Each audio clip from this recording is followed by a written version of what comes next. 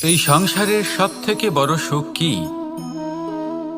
কেউ বলবেন নিজের লক্ষ্য প্রাপ্ত করা, কেউ বলবেন ধন উপার্জন করা, কেউ বলবেন নিদ্রাই সবথেকে বড় সুখ, কেউ বলবেন রাজ্য লাভ করা, আবার কেউ বলবেন মাতার হাত থেকে খাবার খাওয়া,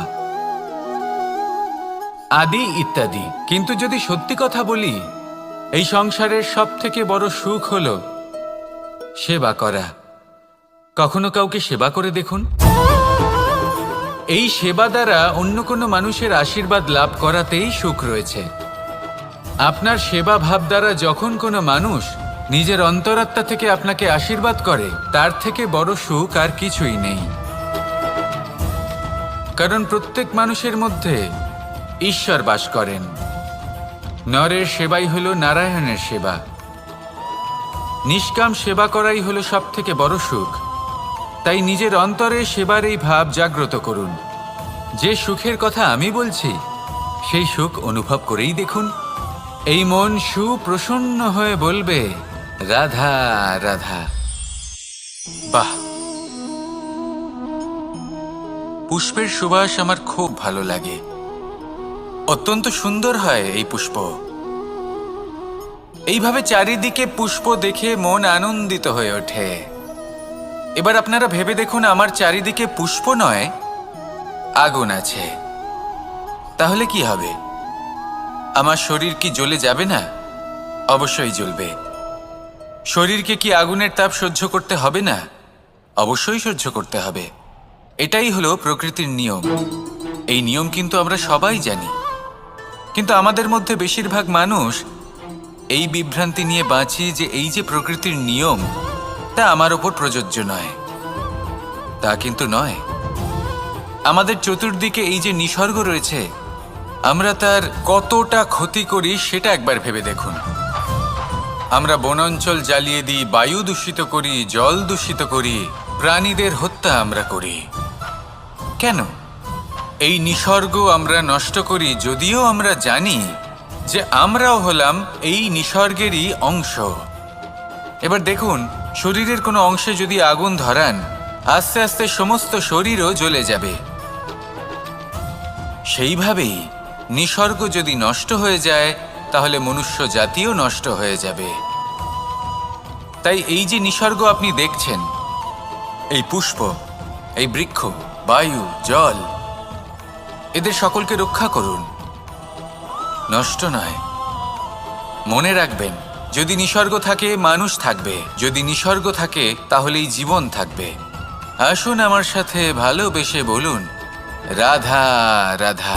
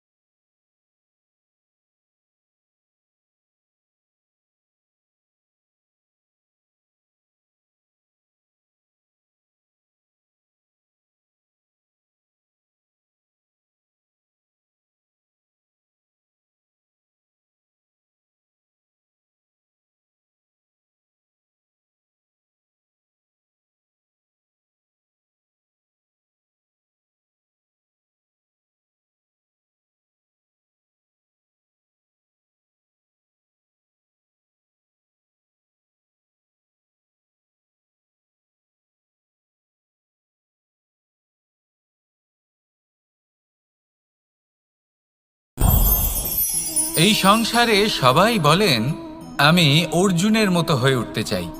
সবাই চায় যে তারাও যেন অর্জুনের মতো গান্ডীব লাভ করে। তারাও চায় যে তাদেরকেও মহাদেব এসে পশুপতি অস্ত্র দান করবেন। তারাও এটাই চায় মহাভারতের মতো মহাসংগ্রামে বিজয়ী হতে।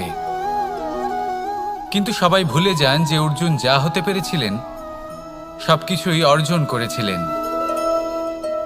যদি আপনিও অর্জুনের মতো গান্ডীব লাভ করতে চান তবে আপনাকেও তার মতোই শ্রেষ্ঠ কাঠ নির্বাচন করতে হবে। সেই কর্ম আপনাকেই করতে হবে। তার প্রত্যঞ্চা যাতে তীব্র হয় তার জন্য আপনাকে সর্বশ্রেষ্ঠ দড়ি খুঁজে বের করতে হবে। আপনার বাণ যাতে ঘাতক হয় সেই জন্য আপনাকে নতুন নতুন ধাতু খুঁজে বের করতে হবে। সেই শিক্ষা আপনাকে লাভ করতে হবে, তবেই আপনার ইচ্ছে পূর্ণ হবে। অর্জুন হওয়া বড়ই সরল যদি আপনি কিভাবে অর্জন করতে হয় তা জানেন। শুধুমাত্র স্বপ্ন দেখেন যারা, তারা কখনোই অর্জন করতে পারবেন না।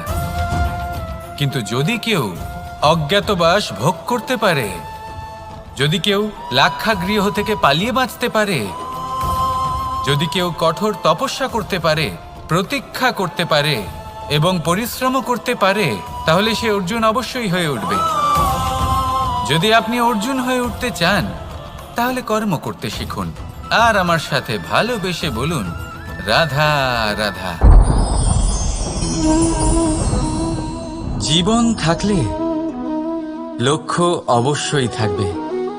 যদি লক্ষ্য থাকে তার পথ অবশ্যই থাকবে। যদি পথ থাকে তাহলে বাধা অবশ্যই থাকবে।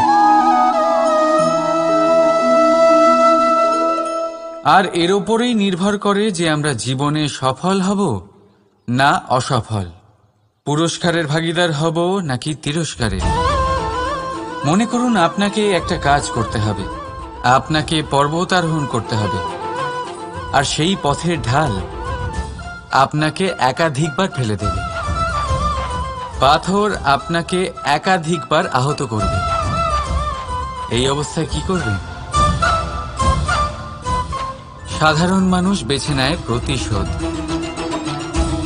সেই পর্বতকে নষ্ট করে দেওয়ার চিন্তা ভাবনা করে, তার ভিতকে নড়িয়ে দেওয়ার কথা ভাবে সেই মানুষ।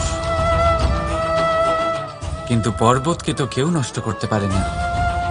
তাই অসফল হওয়ার সাথে সাথে কুখ্যাতিরও ভাগীদার হয়ে যায় সে। দ্বিতীয় পথ হল পরিবর্তন। যদি আপনি সেই পর্বত ভাঙার পরিবর্তে তাতে সোপান তৈরি করেন, তাহলে আপনিও সেই পর্বতে উঠতে পারবেন, অন্য কেউও তাতে উঠতে পারবে, আগামী প্রজন্মও তাতে উঠতে পারবে, আর সেই আগামী প্রজন্ম সর্বদা আপনার সুনাম করবে। তাই জীবনে প্রতিশোধ নয়, পরিবর্তন বাছুন। বদলা নয়, বদল বেছে নিন। আপনার বাধা আপনার বন্ধু হয়ে যাবে। রাধা রাধা। সমস্ত মানুষের জীবন কিছুটা সমান হয়। মানুষ জন্মগ্রহণ করে, তারপর চলতে শেখে, জীবনে এগিয়ে চলে, বার্ধক্য লাভ করে, তারপর সমাপ্ত হয়ে যায়। কিন্তু সেই ব্যক্তিরা কারা যারা প্রকৃত অর্থে মনুষ্য জীবন যাপন করেন? এনারা হলেন সেই ব্যক্তি যারা পড়ে গেলেও আবার উঠে দাঁড়ানোর চেষ্টা করেন, নিজের ভেঙে পড়া অস্তিত্বকে আগলে নিয়ে আবার একটা আকার দেওয়ার চেষ্টা করেন, ভগ্ন আশাকে আবার একটা নতুন দিশা দেন। অসফল হওয়ার পরেও থামেন না, আবার এগোতে থাকেন। অসফল হওয়ার পরে যদি আপনি থেমে যান তাহলে সাফল্য আপনার সামনে অপেক্ষা করে, কিন্তু আপনি তা দেখতে পান না। তাই জীবনের সংঘর্ষে অংশগ্রহণ করতে শিখুন। জীবনের সংঘর্ষ থেকে পালাবেন না। আসুন আমার সাথে ভালোবেসে বলুন রাধা রাধা। একবার একটা শেয়াল বনে বিচরণ করছিল।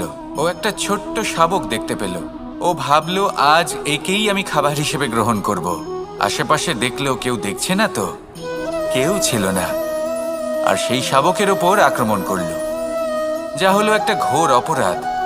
বনের নিয়ম অনুসারে আপনি কখনোই শাবকের ওপর আক্রমণ করতে পারেন না।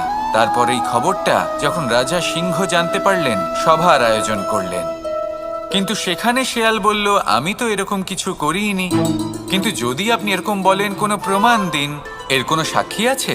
তখন রাজা সিংহ পেঁচাকে ডেকে পাঠালেন, যে সেই মুহূর্তে বৃক্ষের শাখার ওপর বসেছিল, সে সব কিছু দেখেছিল। পেঁচা সব সত্যি কথা বলল, আর শেয়ালকে মৃত্যুদণ্ড দেয়া হলো। এবার এই কাহিনী আমি আপনাকে কেন শোনালাম? কারণ মানুষও কখনো কখনো এরকম কর্ম করেন যা শিয়াল করেছে। এটা ভাবেন কেউ দেখছে না, যখন আমি অনুচিত কর্ম করতেই পারি। কিন্তু না, আপনি যাই করুন না কেন, কেউ না কেউ অবশ্যই তা দেখছে। কোনো ব্যক্তি না হলেও কোনো প্রাণী, না হলে কোনো যক্ষ বা দেব বা প্রেত। যদি এনারা কেউ না দেখেন, তাহলে ধরিত্রী মাতা দেখেন, যেখানে দাঁড়িয়ে আপনি সেই কর্ম করছেন, তাই না? তাই একটা কথা সবসময় মনে রাখবেন, কে দেখছেন কে দেখছেন না সেই বিষয়ে ভাবা ছেড়ে দিন। এটা খুব সহজ কথা। আপনি যদি উচিত কর্ম করেন, উচিত ফল পাবেন। যদি অনুচিত কর্ম করেন, তাহলে আপনি অনুচিত ফল অবশ্যই পাবেন। সেই জন্য উচিত পথে চলতে থাকুন, উচিত কর্ম করতে থাকুন, আর আমার সাথে ভালোবেসে বলুন, রাধা রাধা। আপনি কখনো কোনো বাজকে নিজের বাসা বানাতে দেখেছেন? এই বাজ যখনই কোনো বাসা বানায়, তখন উঁচু গাছের ডালে বা কোনো পর্বতের শিখরে বাসা বানায়, অনেক উচ্চতায়। আর সেখানে তার সন্তানও জন্মগ্রহণ করে। যখন এই সন্তানেরা জন্মায়, তখন এই বাজ খুবই ভালোবেসে এবং খুব সাবধানে এদের পালন পোষণ করে। নিজের ঠোঁট দিয়ে তাদের ঠোঁটে খাবার পরিবেশন করে। কিন্তু যেই সেই সন্তানেরা হৃষ্টপুষ্ট হয়ে যায় এবং সেই কথা বাজ নিজে বুঝতে পেরে যায়, সেই বাজ নিজেই সেই বাসা ছিন্ন ভিন্ন করে দেয়। সেই সন্তান যাদের সবেমাত্র ডানা গজিয়েছে, কিভাবে উড়তে হয় তারা জানে না, সেই সন্তানগুলিকে উচ্চতা থেকে ঠেলে দেয়। সেই সন্তান প্রথমে ভয়ভীত হয়ে যায়। তারা সামনে মৃত্যুকে দেখতে পেয়ে ভয়ের কারণে তাদের ডানা ঝাপটাতে থাকে। আর সেই প্রক্রিয়াতেই সেই সন্তানগুলি উড়তে শুরু করে দেয়। এবার এই ঘটনায় আমরা কি শিক্ষা পেতে পারি? এটাই, যদি আপনি মাতা পিতা হন, তাহলে নিজের সন্তানকে অবশ্যই স্নেহ করুন, কিন্তু তাদেরকে নিজের আঁচলের তলায় বেঁধে রাখবেন না। যদি আপনি চান আপনার সন্তান জীবনে উন্নতি করুক, তাহলে নিজের মুঠো থেকে তাদের স্বতন্ত্র করে দিন। এই সংসারে সংঘর্ষ করতে দিন। সেই সন্তান নিজেই বুঝতে পারবে যে জন্মের সময় পাওয়া ডানা কি করে ব্যবহার করতে হয়। আর আপনার চোখের সামনে আপনার সন্তান এই আকাশে উড়তে থাকবে। তাহলে আসুন আমার সাথে ভালোবেসে বলুন, রাধা রাধা। সংসারে সবচেয়ে পবিত্র মানা হয় গঙ্গা জলকে। কখনো ভেবে দেখেছেন কেন? কারণ গঙ্গা জলের আবির্ভাব অত্যন্ত শুদ্ধ হয়, তার জন্ম শুদ্ধ হয়, যেখান থেকে তার শুরু সেটাই শুদ্ধ হয়। আর শুরুটা শুদ্ধ হওয়া অত্যন্ত আবশ্যক। আমাদের জীবনে সবই শুরু হয় আমাদের ভাবনা থেকে। নিজের ভাবনাকে শুদ্ধ রাখুন, কারণ এই ভাবনা থেকেই আবির্ভাব হয় শব্দের। আপনার শব্দ শুদ্ধ রাখুন, কারণ এই শব্দ দ্বারাই আপনার কাজ সম্পন্ন হয়। আপনার কাজ শুদ্ধ রাখুন, কারণ এই কাজ দ্বারাই তৈরি হবে আপনার স্বভাব। স্বভাব থেকেই তৈরি হয় আপনার অভ্যাস, আর অভ্যাস থেকে তৈরি হয় আপনার চরিত্র। আর এই চরিত্র সংসারের সমক্ষে এক আদর্শ হয়ে ওঠে। তাই ভাবনা থেকে আদর্শের এই যাত্রা শুভ তখনই হয়ে ওঠে যখন আপনার ভাবনা শুদ্ধ হয়। এই সংসারে, এই জীবনে নিজের ভাবনা শুভ রাখলে, শুদ্ধ করলে আপনার মন সুপ্রসন্ন হয়ে বলবে, রাধা রাধা। মানুষ জন্মগ্রহণ করে, তার সাথে ভয়েরও জন্ম হয়। ছোটবেলা থেকেই আমাদের মনে কোনো না কোনো প্রকারের ভয় থেকেই যায়। কেউ এই বিষয়ে ভয় পায় যে তার কোনো বস্তু তার থেকে দূরে চলে যাবে। কেউ এই বিষয়ে ভয় পায় যে আমি নিজেকে হারিয়ে ফেলব। কেউ এই ভেবে ভয় পায় যে আমার প্রিয়জনেরা তারা যেন আমার থেকে দূরে না চলে যায়। কেউ এই ভেবে ভয় পায় যে আমরা যেন পথ না হারিয়ে ফেলি, আদি ইত্যাদি। কিন্তু সত্যি কথা বলতে ভেবে দেখুন, এই ভয় বাস্তবে কি? শুধুই একটা মনস্থিতি, আর কিছুই নয়। যা কিছু আপনি জীবনে পেয়েছেন তা একদিন আপনাকে হারাতে হবে। এই জীবন হলো আপনারই, কিন্তু তাও একদিন সমাপ্ত হবে। তাই ভয় পেয়ে কি লাভ? এই ভয় শুধু আপনাকে জীবনযাপন করা থেকে বাধা দিচ্ছে, আর কিচ্ছু নয়। পথ হারিয়ে ফেললেই বুঝতে পারবেন যে নতুন পথ কিভাবে বানাতে হয়। কিছু মানুষকে জীবন থেকে হারালে তবেই আপনি বুঝবেন যে আপনার আপনজনকে। এই ভয়ের কারণে ভীত হয়ে থাকবেন না। এই তারা নক্ষত্র অন্ধকারের অভাবে গুরুত্ব হারায়। শিবকেও মহাদেব হওয়ার জন্য বিষপান করতে হয়েছিল। প্রত্যেক পরিস্থিতি, প্রত্যেক সাফল্য আপনার পরীক্ষা নেবে। তাতে উত্তীর্ণ হওয়া হলো আপনার কর্ম। যখনই আপনি ভয় পাবেন বা সংকটের সম্মুখীন হবেন, তখন সাহসের সাথে তার সম্মুখীন হন। মনে রাখবেন, যে সম্মুখীন হতে জানে সাফল্য তার সাথে সবসময় থাকে। আসুন আর আমার সাথে ভালোবেসে বলুন, রাধা রাধা। আমাদের হাতটা দেখুন। এই হাতে 5টা আঙুল আছে, যা ভিন্ন ভিন্ন ধরনের। একরকম কেন নয়? কারণ হলো প্রত্যেকের নিজের নিজের গুরুত্ব আছে, নিজের নিজের মাহাত্ম্য আছে। এরা ভিন্ন, তাই একত্রিত হয়ে মুষ্টিবদ্ধ করা সম্ভব, যার দ্বারা আমরা আত্মরক্ষাও করতে পারি, আবার আক্রমণও করতে পারি। যদি 5টি আঙুল সমান হতো তাহলে মুষ্টিবদ্ধ হতে পারত না, নিজেদের মধ্যে বিভ্রান্তির সৃষ্টি করত। এবার এরকমই কিছু আমাদের সংসারেও হয়। আমাদের দেশ, যেখানে একটি ভূমির ওপর ভিন্ন ভিন্ন ধর্মের মানুষ বাস করেন, ভিন্ন ভিন্ন জাতি, ভিন্ন ধর্ম, ভিন্ন ভাষা। কিন্তু যদি আমরা এটা ভাবি যে কিভাবে এই দেশকে কল্যাণের পথে নিয়ে যাওয়া যায়, কিভাবে এর বিকাশ করা সম্ভব, তাহলে আমাদের একত্রিত হওয়া শিখতে হবে। যেইভাবে 5টা আঙুল একত্রিত হয়, মুষ্টিবদ্ধ হয়, সেইভাবেই আপনার যে ভাষাই হোক, যে ধর্মই হোক, যে জাতি হোক না কেন, ঠিক আছে, আবশ্যক হলো আপনার নিজের কর্মভূমির সাথে, আপনার ধরিত্রীর সাথে যুক্ত থাকা, সাথে থাকা। তবেই দেশের উন্নয়ন সম্ভব। তবেই এই দেশ স্বতন্ত্র থাকবে, সফল হবে, আর এই মন প্রসন্ন হয়ে বলবে, রাধা রাধা। যদি আমি আমার চোখ বেঁধে কোনো একটা নির্দিষ্ট দিকে নিজের সমস্ত শক্তি প্রয়োগ করে ছুটে যাই, তাহলে কি হবে? আমি কোথাও ধাক্কা খেতে পারি, নিজের ক্ষতি করতে পারি, কোথাও পড়ে যেতে পারি, তাই না? অর্থাৎ এটা নিশ্চিত এই কাজ আমার করা উচিত নয়। কিন্তু আজকের দিনে প্রত্যেকটা মানুষ এই কাজই করছেন, তাই না? কোনো কাজ করার পূর্বে সেই কাজের বিষয়ে সম্পূর্ণ তথ্য কোথায় সংগ্রহ করছেন? শুধু এটুকু জানেন যে এই কাজটা করলে কত ধন অর্জন করবেন আর কত নাম হবে, আর ব্যাস সামনে এগিয়ে যান। এটা উচিত নয়।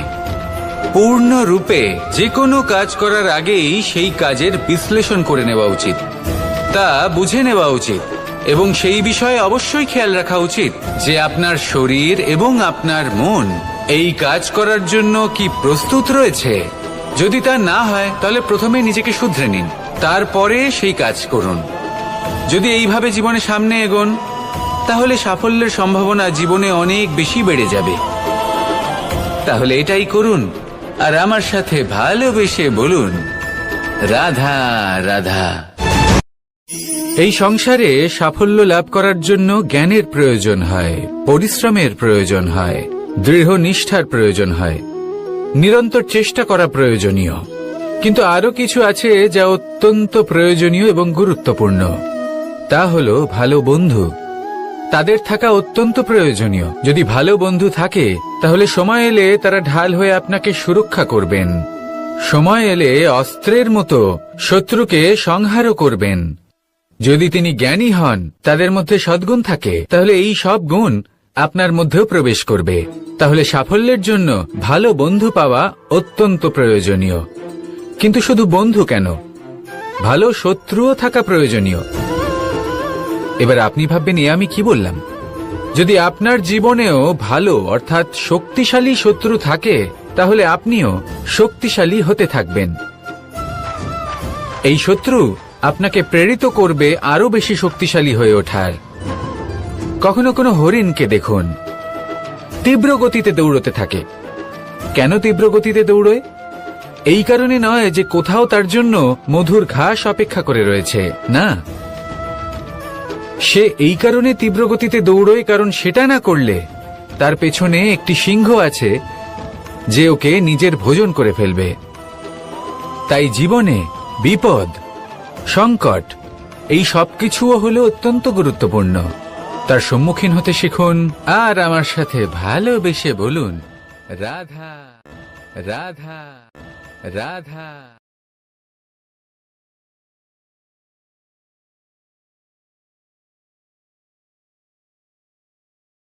লক্ষ্যে পৌঁছানো অত্যন্ত কঠিন হয়। কেউ ভাবেন যে কেন এত কঠিন হয়, কেন এত কষ্ট করতে হয় লক্ষ্যে পৌঁছানোর জন্য। এই লক্ষ্য সরলভাবে কেন আমার কাছে চলে আসে না? চলুন আপনাকে একটা কথা বলি, যদি আপনার লক্ষ্য কঠিন না হয় তাহলে তাকে পাওয়া আপনার পক্ষে অসম্ভব হয়ে উঠবে। লক্ষ্যে পৌঁছানোর এই রাস্তায় আপনি যে কড়া রোদের সম্মুখীন হন, যার থেকে আপনি দূরে পালাতে চান, সেই রোদ আপনাকে প্রেরণা যোগায় যে আপনি এগোতে থাকুন। ভাবুন একজন যাত্রী যে কিনা নিজের লক্ষ্যের দিকে যাচ্ছেন, সেই পথে উনি যদি একটু ছায়া পেয়ে যান আর উনি ওখানে বিশ্রাম নেন, তাহলে তার সাথে তার ভাগ্য গভীর নিদ্রায় সেখানে বিলীন হয়ে যায়। তাই পরিশ্রমের কড়া রোদের থেকে কখনো দূরে পালাবেন না। জীবনে শুধু সামনে এগোতে থাকুন দৃঢ়তার সাথে। আর লক্ষ্য সরল হোক, কঠিন হোক বা অত্যাধিক কঠিন হোক, একটা কথা মনে রাখবেন, যে জীবনের লক্ষ্যে পৌঁছতে পেরেছে সে লক্ষ্য প্রাপ্তির জন্য আফসোস কখনোই করে না। রাধা রাধা। ধৈর্য, এই ধৈর্য কি কোনো গুণ, কোনো অনুভূতি, কোনো দৃষ্টিভঙ্গি? আমার জন্য ধৈর্য এক বাহন। আপনি হয়তো ভাবছেন এই কেমন বাহন? বাহন তো ঘোড়া হতে পারে, হাতি হতে পারে, উটও হতে পারে, কিন্তু ধৈর্যকে বাহন বানানো মানে? চলুন আপনাকে একটা কথা বোঝাই। পৃথিবীতে এমন কোনো বাহন নেই যে তার আরোহীকে আছড়ে ফেলেনি। সেটা উট হোক বা হাতি হোক বা ঘোড়া হোক, চলতে চলতে কখনো নড়বড় করেই বসে। তারপর সেই আরোহী পরে কারোর পায়, তারপর পরে তার নিজের নজরে। কিন্তু ধৈর্যরূপী বাহন কখনো কাউকে ফেলে না, কখনো না। না সেই আরোহী কারোর পায়ে পড়ে আর না তো নিজের নজরে। কারণ ধৈর্য আপনাকে বিবেক প্রদান করে, বিবেক আপনাকে পরিকল্পনায় সাহায্য করে, আর পরিকল্পনা প্রদান করে আপনাকে শক্তি আপনার লক্ষ্যের দিকে অগ্রসর হওয়ার। বুঝলেন? ধৈর্যকে সঙ্গে রাখুন, নিজেকে আরো ধৈর্যশীল করে তুলুন। এই ধৈর্যের সাহায্যে আরোহণ করে দেখুন কিভাবে এই বাহন আপনাকে আপনার গন্তব্যে পৌঁছে দেবে। রাধা রাধা। সংসারে এমন একটা ভ্রান্ত ধারণা রয়েছে যে সবকিছু ভাগ্যের দ্বারা পাওয়া যায়, কিন্তু ভাগ্য, প্রারব্ধ এ তো সকলের জন্যই সমান হয়। এটা তো ব্যক্তির উপরে নির্ভরশীল হয়, তার আকাঙ্ক্ষার উপরে নির্ভরশীল হয়, বাসনার উপরে নির্ভরশীল হয়, স্বভাবের উপরে নির্ভরশীল হয় যে উনি সেটা নিয়ে কি করেন। দেখুন এই প্রসাদ কিন্তু সকলকেই দেওয়া হয়, কিন্তু তা গ্রহণ করবেন কিভাবে সেটা ব্যক্তির উপরে নির্ভর করে। আপনাকে এক উদাহরণ দিই। যেমন ধরুন দুজন মানুষকে আমি একটা করে মাটির ডেলা দিলাম, সেটা নিয়ে তারা কি করবেন? একজন মানুষ তার ছোট ছোট ডেলা বানাবেন আর পথযাত্রীদের ওপরে ছুঁড়ে মারবেন, হাসি ঠাট্টা করবেন, তাদের বস্ত্র নোংরা করে দেবেন, সেটাতেই উনি আনন্দ পাবেন। অন্যদিকে দ্বিতীয় ব্যক্তি সেই মাটির ডেলা দিয়েই নিজের জন্য একটা কুঁড়ে ঘর বানাবেন। সেই কুঁড়ে ঘর যা রোদেতে, বৃষ্টিতে, ঝড়ে তাকে সুরক্ষিত রাখবে। অনুভূতি, এই অনুভূতি বদলাতে শিখুন। এই অনুভূতি অত্যন্ত গুরুত্বপূর্ণ। ভালোবাসাতেও এই অনুভূতি হলো অত্যন্ত গুরুত্বপূর্ণ। ভালোবাসা সে বন্ধুর সাথে হোক, মা বাবার সাথে হোক, ভাই বোনের সাথে হোক, স্ত্রীর সাথে হোক, যে কারোর সাথে হোক। মনে রাখবেন, এই হলো সেই অনুভূতি যা আপনার ভাগ্য নির্ধারণ করে থাকে। তাহলে আসুন আমার সাথে প্রেমের অনুভূতি নিয়ে বলুন, রাধা রাধা। লক্ষ্য, পথ আর সাফল্য, এই তিনটেই একে অপরের সাথে জড়িত, কিন্তু অনেকবার মানুষ এদের ঠিকভাবে বুঝতে পারেন না। তারা ভাবেন যে যেরকম লক্ষ্য হবে সেরকমই পথ হবে, সেই মতোই লক্ষ্য কঠিন হলে পথ কঠিন হবে, লক্ষ্য সরল হলে পথও সরল হবে। যদি আপনাকে আসল সত্যের সাথে অবগত করাই, তাহলে দেখবেন সবকিছুই এর উল্টো। লক্ষ্য নিজের পথ বানায় না, পথ সেটাই যেটা আপনি স্বয়ং নির্বাচন করে আপনি নিজে বানান। সেই অনুসারেই আপনি আপনার লক্ষ্যে পৌঁছতে পারবেন। সেই জন্য জীবনে যখনই লক্ষ্যে পৌঁছানোর পথের বিষয়ে আপনি কোনো সিদ্ধান্ত নেবেন, তাহলে তা ভেবে চিন্তে নেবেন, কারণ এই পথ অত্যন্ত গুরুত্বপূর্ণ। পথ যদি শুভ হয়, তাহলে লক্ষ্য আপনা থেকেই শুভ হয়ে যায়। তাহলে আসুন আমার সাথে ভালোবেসে বলুন, রাধা রাধা। ভাগ্য আর কর্ম, এই দুই এমন শব্দ যাকে ঘিরে সমগ্র সংসার। কেউ বলে আমার ভাগ্যে এটা ছিল না, যা পেলে আমার জীবন অন্যরকম হতো। কেউ বলে আমার গত জন্মের কর্ম নিশ্চয়ই এমন ছিল, যে কারণে এই জন্মে এরকম ভাগ্য পেয়েছি আমি। এসব বাদ দিন আর একবার শান্ত চিত্তে ভাবুন। আপনি বুঝতে পারবেন যে ভাগ্য আর কর্ম এই দুই এই জন্মের। তফাৎ শুধুমাত্র এটাই যে যদি ভাগ্যের কথা বলা হয়, তাহলে আপনি এই ভাগ্যের থেকে যত বেশি আশা করবেন, তত বেশি নিরাশ হবেন আপনি, কারণ এই আশা আপনাকে কর্ম করা থেকে আটকায়। যদি কথা বলা হয় কর্মের, তাহলে নিজের কর্মের প্রতি যত বিশ্বাস রাখবেন, তত বেশি সফলতা আপনার কাছে আসবে। তাই একটা কথা মনে রাখবেন, ভাগ্য আপনার কর্ম নির্ধারণ করে না, কিন্তু আপনার কর্ম আপনার ভাগ্যকে অবশ্যই নির্ধারণ করে। রাধা রাধা। নাম কত সাধারণ একটা বিষয়। প্রত্যেক মানুষ যে জন্ম নেয়, তাকে একটা নাম দেওয়া হয়, যা সে পেয়ে থাকে তার মাতা পিতার দ্বারা, না হলে তার গুরুর দ্বারা, বা কোনো আত্মীয়ের দ্বারা, বা কোনো কাছের মানুষের দ্বারা। এই নামের সাথেই সে আস্তে আস্তে বেড়ে ওঠে। কিন্তু এটাই কি সেই নাম? এই নামই কি সবকিছু? কখনোই নয়।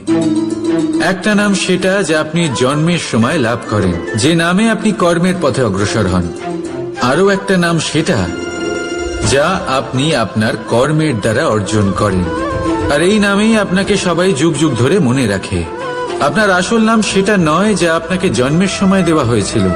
আপনার আসল নাম সেটা যেটা আপনি আপনার কর্ম দ্বারা লাভ করেছেন, কারণ সেই লাভের পেছনে প্রচুর প্রয়াস লুকিয়ে থাকে, অনেক পরিশ্রম লুকিয়ে থাকে। কিন্তু যদি আপনি চান যে মানুষ আপনার নাম মনে রাখে, তাহলে আপনাকে কর্মের পথে অগ্রসর হতেই হবে, শুভ কর্ম করতে হবে, অনর্গল চেষ্টা করে যেতে হবে, মহান কাজ করতে হবে।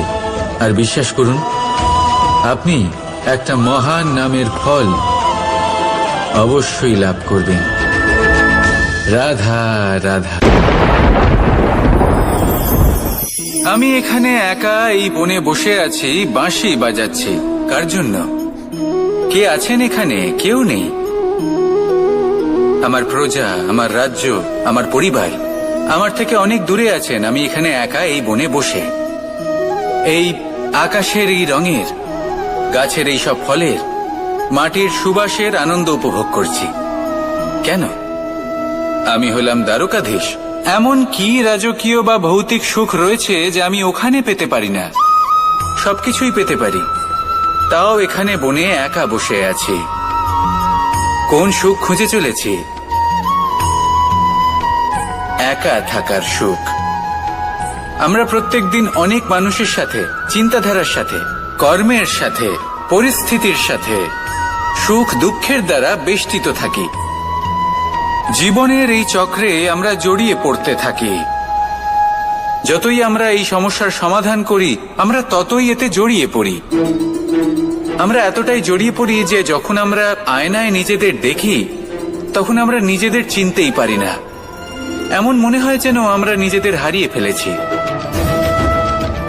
সেই জন্য প্রত্যেক দিন আপনি কিছু সময় নিজের সাথে কাটান একান্তে। এটা অত্যন্ত আবশ্যক। নিজের অস্তিত্বের গভীরে গিয়ে দেখতে শিখুন, নিজেকে বুঝুন। অদ্ভুত শান্তির অনুভূতি হবে। যেমন এই বায়ু, এই বৃক্ষ, এই পুষ্প, এই নিসর্গ, এদের মতো আপনিও কখনো একলা হতে শিখুন। কখনো নিসর্গের একটা অংশ হয়ে দেখুন। এই মন প্রসন্ন হয়ে বলবে, রাধা। একবার একটা শেয়াল বনে বিচরণ করছিল। ও একটা ছোট্ট শাবক দেখতে পেল। ও ভাবলো, আজ একেই আমি খাবার হিসেবে গ্রহণ করব। আশেপাশে দেখলো কেউ দেখছে না তো, কেউ ছিল না। আর সেই শাবকের ওপর আক্রমণ করলো, যা হলো একটা ঘোর অপরাধ। বনের নিয়ম অনুসারে আপনি কখনোই শাবকের ওপর আক্রমণ করতে পারেন না। তারপর এই খবরটা যখন রাজা সিংহ জানতে পারলেন, সভার আয়োজন করলেন।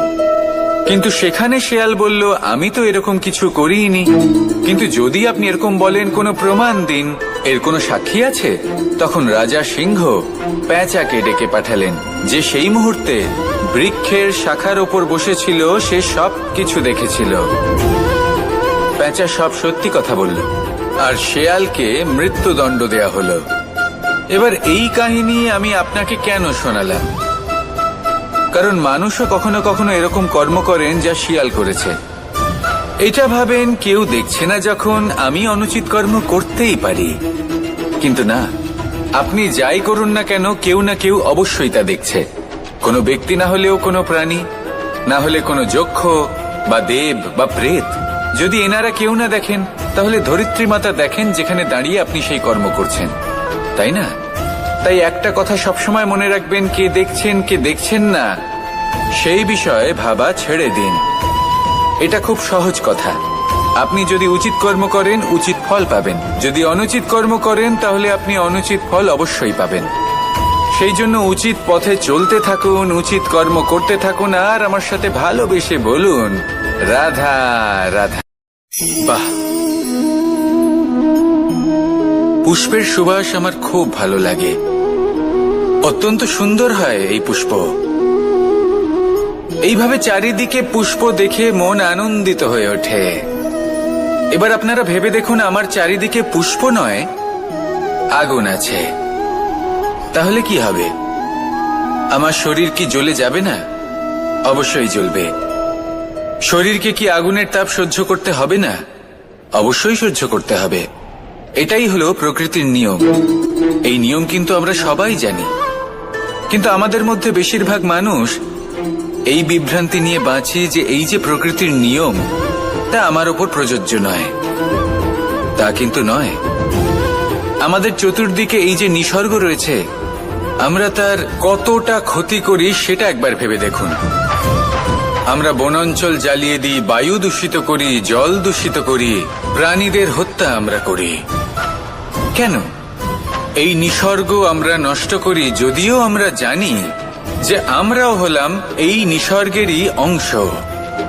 এবার দেখুন, শরীরের কোনো অংশে যদি আগুন ধরান, আস্তে আস্তে সমস্ত শরীরও জ্বলে যাবে। সেইভাবেই নিসর্গ যদি নষ্ট হয়ে যায়, তাহলে মনুষ্য জাতিও নষ্ট হয়ে যাবে। তাই এই যে নিসর্গ আপনি দেখছেন, এই পুষ্প, এই বৃক্ষ, বায়ু, জল, এদের সকলকে রক্ষা করুন, নষ্ট নয়। মনে রাখবেন, যদি নিসর্গ থাকে, মানুষ থাকবে। যদি নিসর্গ থাকে, তাহলেই জীবন থাকবে। আসুন আমার সাথে ভালোবেসে বলুন, রাধা রাধা। কারই না পছন্দ বলুন তো? অত্যন্ত সুস্বাদু হয় এই মধু, মিষ্টি খেতে হয় এবং তা শক্তিও প্রদান করে। এবং প্রত্যেকটি মিষ্টি পদার্থের মতোই এতেও খুব তাড়াতাড়ি পিঁপড়ে ধরে যায়। অন্যদিকে যদি নুনকে দেখি তাহলে বছরের পর বছর রাখলেও এতে পিঁপড়ে ধরে না। এবার যদি কথা বলি বন্ধুত্বের, তাহলে বন্ধুত্ব নুনের মতো হওয়া উচিত, মধুর মতো নয়। যারা সামনে এলে শুধুমাত্র মধুর মধুর কথা বলবে, পরে এতে পিঁপড়ে ধরে যাবে। এটা নুনের মতো হওয়া উচিত। প্রকৃত বন্ধু হলো সে যে সময় এলে পরে আপনার সামনে আপনার প্রকৃত সত্য তুলে ধরবে, তা সে যতই কঠিন হোক না কেন। আপনার দোষ, আপনার অপগুণ, আপনার খামতি আপনাকে বলতে পারবে, যাতে আপনি সেগুলো শুনে মেনে নিয়ে তারপর নিজেকে শুধরোতে পারেন। এটাই হলো প্রকৃত বন্ধুত্ব। কখনো নিজের জীবনের আশেপাশে মন দিয়ে দেখবেন, অনেক সময় এমন মানুষ থাকেন, অনেক বন্ধু থাকেন, যাদের দেখে আমাদের মনে হয় যে এনারা খুব কঠোর, এনাদের কথা খুব কটু। কিন্তু বেশিরভাগ এমন মানুষের মনটা যদি বুঝতে পারেন, তাহলে দেখবেন তাতে কোনো মালিন্য নেই। এনাদের মন অত্যন্ত পবিত্র হয়। যদি আপনার জীবনেও এমন কোনো ব্যক্তি থেকে থাকে, এমন বন্ধু থাকে, তাহলে তাদের আগলে রাখুন আর আমার সাথে ভালোবেসে বলুন, রাধা রাধা। যতক্ষণ আমরা এই সংসারে জীবিত, ততক্ষণ আমাদের সাথে সবকিছু থাকে। আমাদের ধন, সুখ স্বাচ্ছন্দ্য, আমাদের মিত্রগণ, আমাদের পরিবার, এই সমাজ, এই সবকিছু আমাদের সাথে থাকে। যেদিন আমরা এই সংসারকে ত্যাগ করব, এদের মধ্যে কেউ আমাদের সাথে যাবে না, না ধন, না স্বাচ্ছন্দ্য, না সম্পত্তি। এই সকল মানুষ, এই সমাজ, এরা শুধুমাত্রই শ্মশান পর্যন্ত আমাদের সাথে থাকতে পারবেন। তারপরে যদি আমাদের সাথে কিছু যেতে পারে, তাহলে তা শুধুই আমাদের ধর্ম। আর এই সংসারে আমরা নিজেদের যে সুনাম রেখে যাই, সেটা সম্ভব শুধুমাত্র কর্মের দ্বারা। সেই জন্য সংসারে যতদিন পর্যন্ত জীবিত আছেন, যদি কিছু অর্জন করতে চান, তাহলে ধর্ম অর্জন করুন, ধর্মের বিষয়ে স্পষ্টতা অর্জন করুন এবং কর্ম অর্জন করুন। এটাই হবে আপনার অতীত এবং এটাই হবে আপনার ভবিষ্যৎ, এবং এটাই সকলকে প্রেরণা প্রদান করবে। আসুন আমার সাথে ভালোবেসে বলুন, রাধা রাধা। কোনো যাত্রায় যাব বলে মনে করি, তখনই আমরা প্রস্তুত থাকি আসন্ন বিপদের জন্য বা সংকটের জন্য। যেমন যদি আমাদের মনে হয় যে আজকের পরিবেশ খুব ঠান্ডা হবে, তাহলে আমরা গরম বস্ত্র ধারণ করি বা সেটাকে সাথে নিয়ে যাই। যদি মনে হয় যে বৃষ্টি হতে পারে বা বৃষ্টি হয়ে চলেছে, আমরা দেখছি, তাহলে আমরা একটা ছাতা সাথে নিয়ে নিই। আমরা প্রস্তুত থাকতে চাই এবং এটাই উচিত, এবং সেই কারণেই আমরা যাত্রায় সাফল্য লাভ করি। কিন্তু যদি আমরা কথা বলি জীবনযাত্রা নিয়ে, যা কিনা সব থেকে বেশি গুরুত্বপূর্ণ, তাহলে তার জন্য আমরা পূর্ণরূপে প্রস্তুত থাকি না। আশেপাশের মানুষ, এই সমাজ, আমাদের সাথী, আমাদের মিত্ররা যে কোনো মুহূর্তে বদলে যেতে পারেন। সেই জন্য আমরা নিজেদেরকে কখনো সাবধান করি না, কখনোই নিজেদের প্রস্তুত করি না। আমাদের এটা কখনোই মনে হয় না যে এরকম হতে পারে, আর সেই কারণেই শেষে গিয়ে আমরা অত্যন্ত দুঃখ পাই। একটা অমূল্য শিক্ষা আছে যেটা আমাদের লাভ করা উচিত, সতর্ক থাকা উচিত।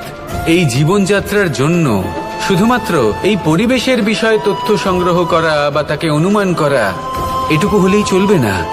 আমাদের আশেপাশের মানুষজনকে দেখতে হবে, তাদের স্বভাব, পরিস্থিতির ওপর নজর রাখতে হবে। যখন তারা রং পাল্টাচ্ছেন, নজর রাখতে হবে, তা অত্যন্ত আবশ্যক। পরিবর্তন আপনার জীবনে অবশ্যম্ভাবী, সঠিকভাবে তার সম্মুখীন হন। আসুন আমার সাথে ভালোবেসে বলুন, রাধা।